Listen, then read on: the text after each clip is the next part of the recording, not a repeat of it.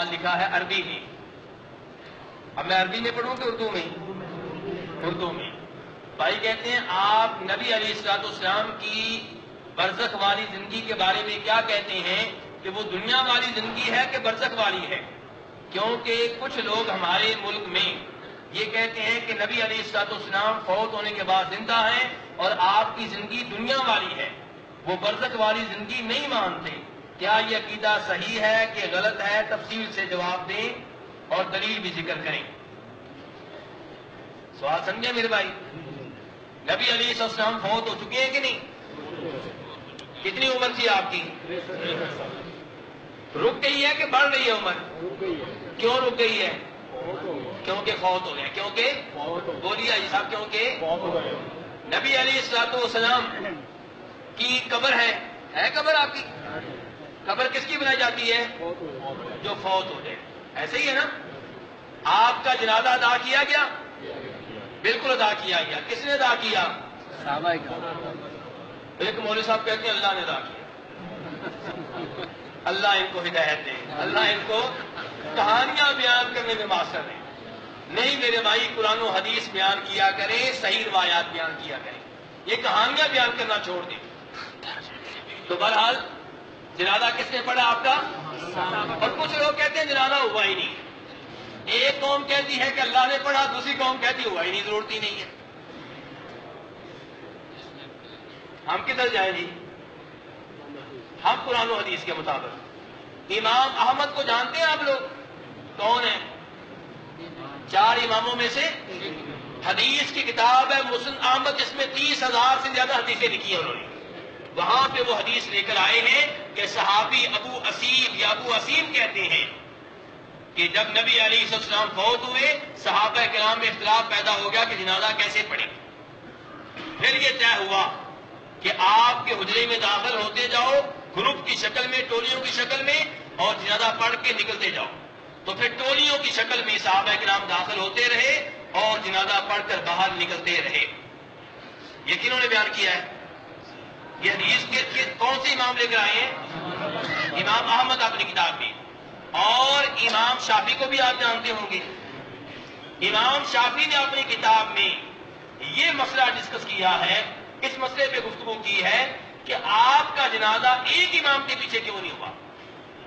اس کا مطلب یہ ہے کہ وہ کہنا چاہتے ہیں جنازہ تو ہوا ہے، مسئلہ اب کیا ہے کہ ایک امام کے پیچھے کیوں نہیں پڑھا گیا، ٹولیوں کی شکل میں انفرادی طور پہ کیوں پڑھا گیا. تو ہمارا جنازہ آپ کا ہوا ہے، ایک امام کے پیچھے کیوں نہیں پڑھا گیا؟ اس کے علماء کرام نے، امام شافعی رحمہ اللہ نے کئی اسباب ذکر کیے ہیں. اللہ بہتر جانتا ہے کون سا سبب صحیح ہے. بہرحال یہ تو طے ہو گیا کہ جنازہ آپ کا ہوا ہے. اللہ آپ کو جزائے خیر دے، اللہ آپ کو جزائے خیر دے.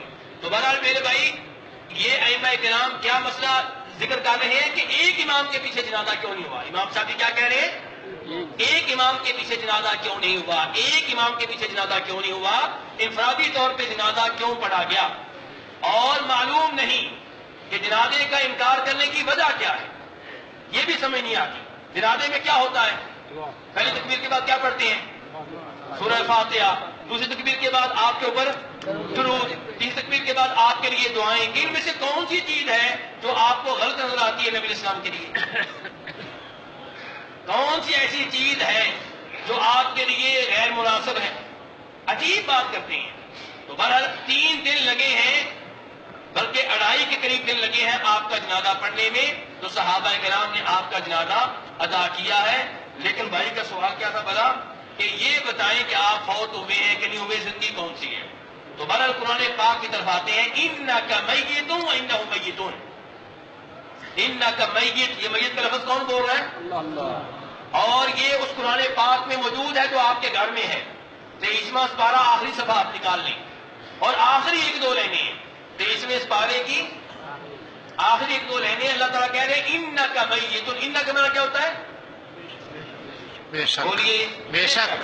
جن کے اللہ کہہ رہے ہیں کہ جو بات میں بتانے لگا ہوں اس میں شک نہیں ہے. جبکہ اللہ یہ نہ کہے پھر بھی شک نہیں ہے. لیکن اللہ نے اس بات میں پختگی پیدا کرنے کے لیے، بات کو پکا کرنے کے لیے پہلے سے کہہ دیا کہ جو بات بتانے لگا ہوں شک و شبہ سے بالا تر ہے. اور ہمارے دوستوں نے پھر بھی اس کو مشکوک بنا دیا ہے. اللہ تعالیٰ کہہ رہے ہیں انکا میت، اس میں کوئی شک و شبہ نہیں ہے کہ آپ میت ہونے والے ہیں. یہ کون کہہ رہے ہیں؟ اللہ. کون کہہ رہے ہیں؟ اللہ. اللہ. وَإِنَّهُمْ مَيِّتُونَ، اور یہ لوگ بھی میت ہونے والے ہیں. اللہ نے یہاں پہ جو میت کا لفظ عام لوگوں پہ بولا وہی اللہ نے اپنے محبوب نبیوں کے امام جناب محمد صلی اللہ علیہ وسلم پہ بولا. اور دو تین اور بھی ایسی آیتیں ہیں جن سے پتہ چلتا ہے کہ آپ فوت ہونے والے تھے. لیکن اب میں آیتوں کی طرف نہیں آؤں گا، اب میں صحابہ کرام کی طرف آؤں گا. بزرگوں کا عقیدہ کیا ہے، صحابہ کرام کا عقیدہ کیا ہے. کھول لیجیے بخاری شریف. جب آپ فوت ہوئے جناب صدیق رضی اللہ عنہ تشریف لائے اور انہوں نے آپ کے چہرے نور سے چادر اتاری، پیشانی پہ بوسہ دیا اور اس کے بعد کہا بی ابی انت و امی طبت حیا و میتا. جناب صدیق کیا کہہ رہے ہیں؟ طبت حیا حیا و میتا. میتا. میت کا لفظ کون بول رہا ہے؟ ابو بکر. جناب صدیق بول رہے ہیں، سب سے بڑے محب، سب سے بڑے بزرگ بول رہے ہیں.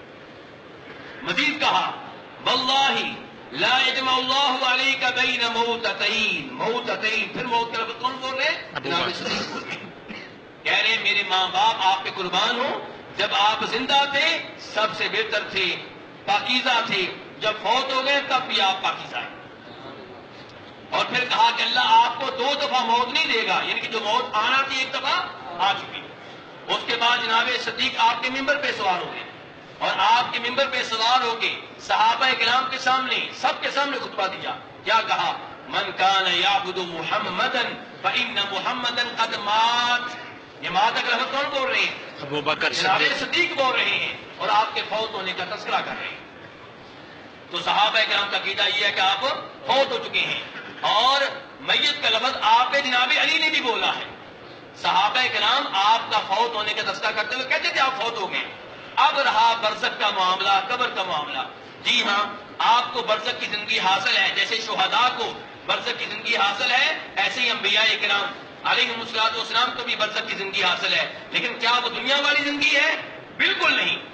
وہ برزخ کی زندگی ہے. اور برزخ جو ہے یہ آخرت کے مرحلوں میں سے پہلا مرحلہ ہے. برزخ جو ہے آخرت کے مرحلوں میں سے پہلا مرحلہ ہے. تو یہ کہنا کہ آپ کی قبر والی زندگی دنیا والی ہے اور نعوذ باللہ آپ کو بیمیاں پیش کی جاتی ہے، یہ بالکل غلط ہے. وہاں پہ آپ کی زندگی برزخ کی ہے، اس کی کیفیت ہم نہیں جانتے، اس کی تفصیلات ہم نہیں جانتے.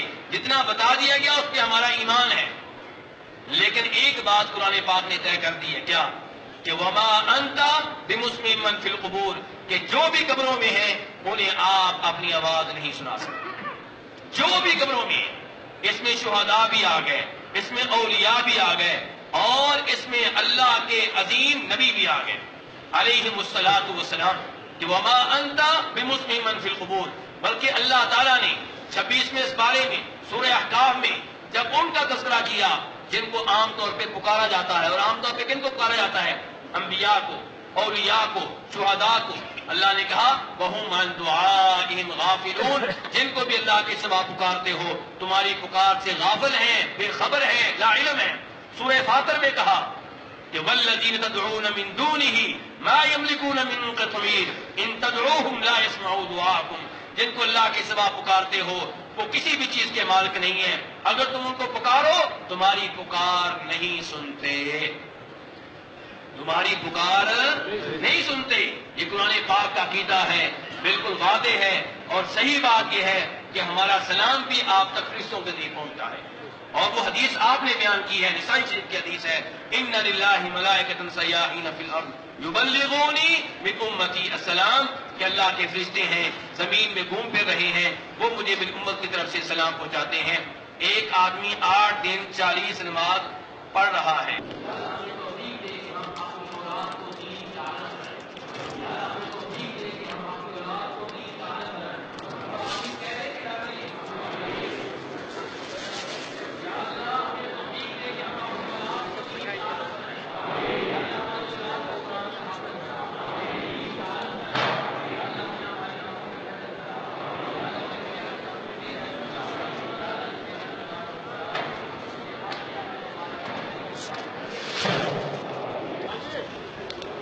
ماشاءاللہ مولانا صاحب نے مسجد نبوی میں بیٹھ کر مسئلہ حیات النبی پر صحیح واضح الفاظ میں بحث کی. اور یہ سامنے لوگ سلام کر کے باہر آ رہے ہیں. یہ گیٹ پہ لکھا ہوا بھی یہی درود ہے، آپ سب حضرات پڑھے۔ یہ آپ صلی اللہ علیہ وسلم کا روضہ مبارک کا گیٹ ہے، یہ آپ صلی اللہ علیہ وسلم کے روضہ مبارک کا گنبد سامنے نظر آ رہا ہے، یہ لوگ سلام کر کے باہر نظر آ رہے ہیں۔ اللہ ہمیں اس باتوں پر عمل کرنے کی توفیق عطا فرمائے۔ وما علینا الا البلاغ۔ یہ مسجد نبوی کی صحن کی چھتری ہیں، آپ اس کی بھی زیارت کریں، یہ لوگ آ رہے ہیں۔ مسجد نبوی کے اندر آپ صلی اللہ علیہ وسلم کے مسجد کے اندر مولانا صاحب نے حیات النبی کے مسئلے پر تفصیلاً گفتگو فرمائی۔ اللہ تعالیٰ اس عقیدے پر ہم سب کو عمل کرنے کی توفیق عطا فرمائے۔